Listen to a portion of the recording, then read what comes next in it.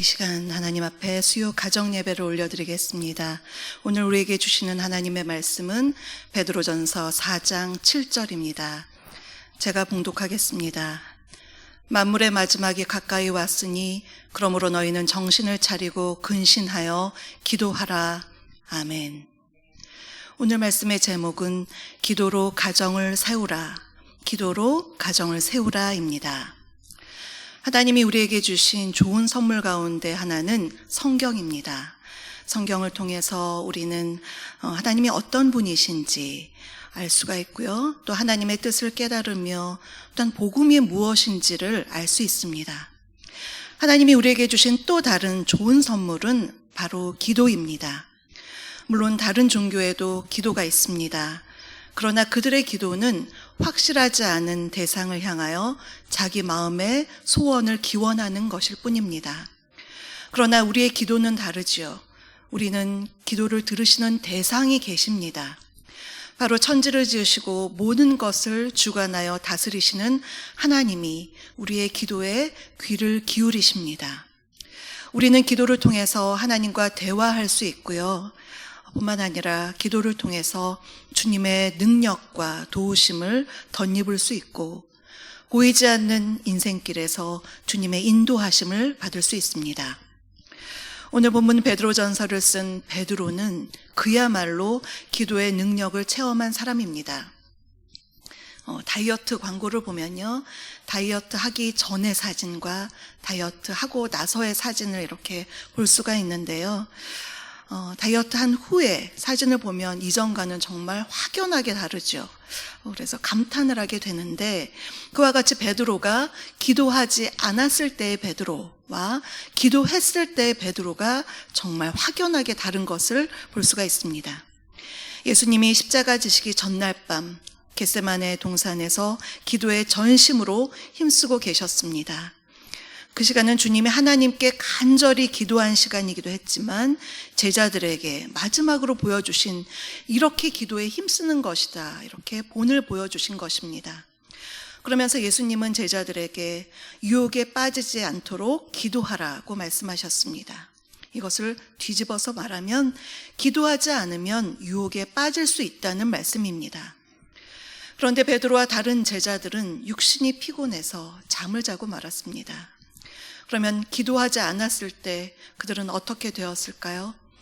바로 그날 밤에 베드로는 시험이 오자 3번이나 주님을 부인하고 제자들은 뿔뿔이 흩어졌습니다.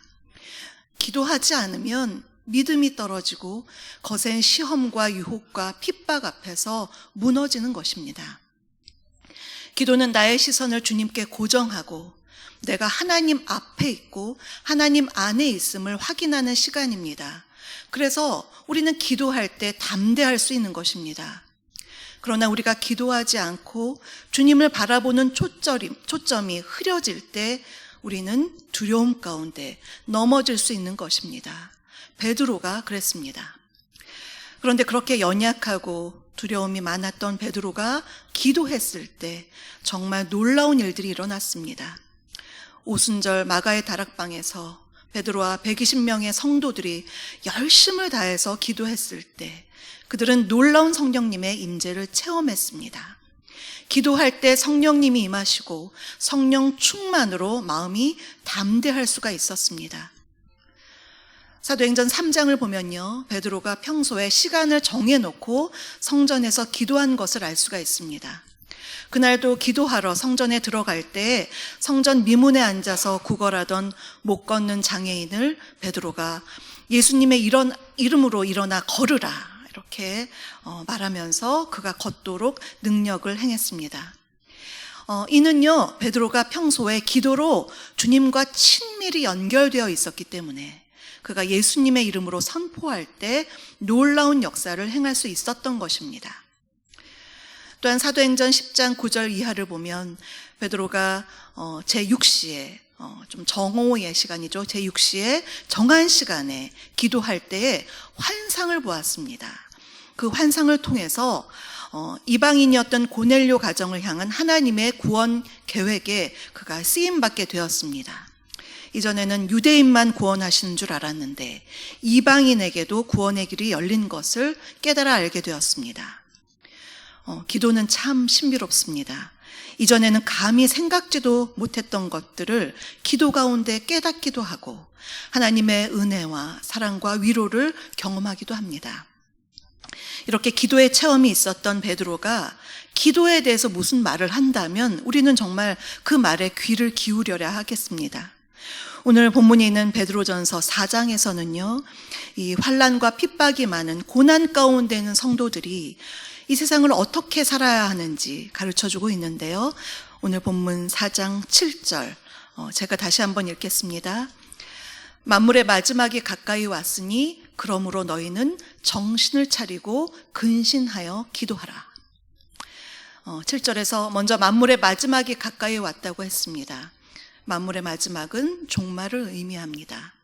즉 예수님이 이 땅에 다시 오실 재림의 때가 가까이 왔다고 말씀합니다. 주님을 믿지 않는 사람들에게는 정말 두려운 심판의 날이지만 주님을 믿고 주님 나라를 사모하는 성도들에게는 이보다 더 큰 위로가 없습니다. 당시 이 말씀을 들었던 그리스도인들에게는 특히나 주님의 재림이 가까이 왔다는 것 정말 엄청난 위로였습니다. 당시 성도들은 예수님을 믿는다는 이유로 갖은 고난과 핍박을 당하고 있었습니다. 특히 네로 황제 때 정말 말할 수 없는 핍박이 있었죠. 그러니 만물의 마지막이 가까이 왔다는 것은 고통의 끝을 의미하기 때문에 엄청난 위로요, 소망이 되었습니다. 그런데 이 말씀은 지금 우리에게도 마찬가지입니다. 우리가 사모하는 그 주님을 다시 뵙는 그날, 그날이 올 때 우리는 정말 아름다운 모습으로 변화되어서 주님의 신부로서 주님을 맞이할 것이기 때문입니다. 그러니 기다려지는 마지막 날입니다. 그러면 다가오는 이 날을 기다리면서 우리는, 또한 우리 가족들, 우리 가정은 무엇을 해야 할까요? 첫 번째로 마지막 때를 기다릴 때에 먼저 정신을 차리라고 말씀합니다. 7절에서 너희는 정신을 차리라 아주 단호하게 명령했습니다. 이 원어를 달리 해석하면요, 분별력을 가지라라고 해석할 수가 있습니다. 4장 3절, 조금 앞에 있는 3절에서는요 이렇게 말씀합니다. 너희가 음란과 정욕과 술취함과 방탕과 향락과 무법한 우상숭배를 하여 이방인의 뜻을 따라 행한 것은 지나간 때로 족하도다.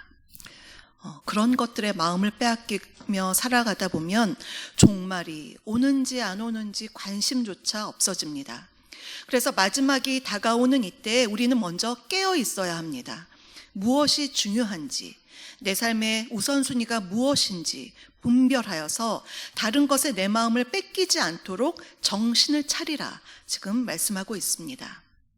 두 번째로는요, 근신하여 기도하라고 했습니다. 근신은 몸가짐이나 행동을 삼가하는 태도인데요, 원어에서는 술 취하지 않은 맑은 정신을 가리킵니다. 그런데 이 근신하여 기도하라, 이것을 이제 NIV 성경을 보면요, 지금의 번역보다 조금 더 원문에 가까운 번역을 볼 수가 있는데요, 이는 기도하기 위하여 정신을 맑게 하라는 것입니다. 즉 우리가 근신하여 정신을 맑게 깨어 있어야 하는 이유가 기도하기 위해서입니다. 기도 속에서 하나님을 만나고 종말의 때 하나님의 뜻을 분별하려면 정신을 맑게 하고 마음을 지켜서 깨어 있어야 합니다. 이것은 해도 되고 안 해도 된다라고 하지 않으셨습니다. 반드시 근신하여 기도하라고 주님이 명령하셨습니다. 세 번째로는요, 기도가 막히지 않게 살아가야 합니다. 베드로전서 3장을 보면요, 부부간의 관계를 말하면서 3장 7절에서 남편들에게 주시는 말씀이 있었습니다. 아내가 더 연약한 그릇이니 귀히 여기라, 그렇게 말씀하면서 그 이유가 이는 너희 기도가 막히지 않게 하려 함이라고 하셨습니다. 가정생활에서 남편이 아내를 볼 때 여기저기 아프다 얘기하고 그러면 아내가 약하다고 멸시하거나 존중하지 않을 때 기도하려 해도 기도가 되지 않는다, 막힌다고 하는 것입니다. 원래 기도는 하나님과 나와의 수직적인 관계의 일이지만 만일 나와 아내라는 부부의 이 수평적인 관계가 막혀 있으면 수직적인 기도가 막힌다는 것입니다.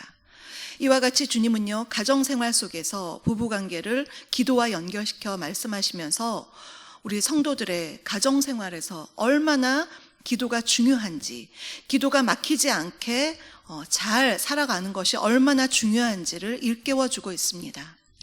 사랑하는 성도 여러분, 가정에 기도로 깨어있는 한 사람이 필요합니다. 다른 가족들이 영적인 잠을 자고 있을 때 그들을 깨우고 가정을 기도로 세울 기도의 용사가 필요합니다. 주님은 우리에게 그 한 사람이 되라고 말씀하십니다.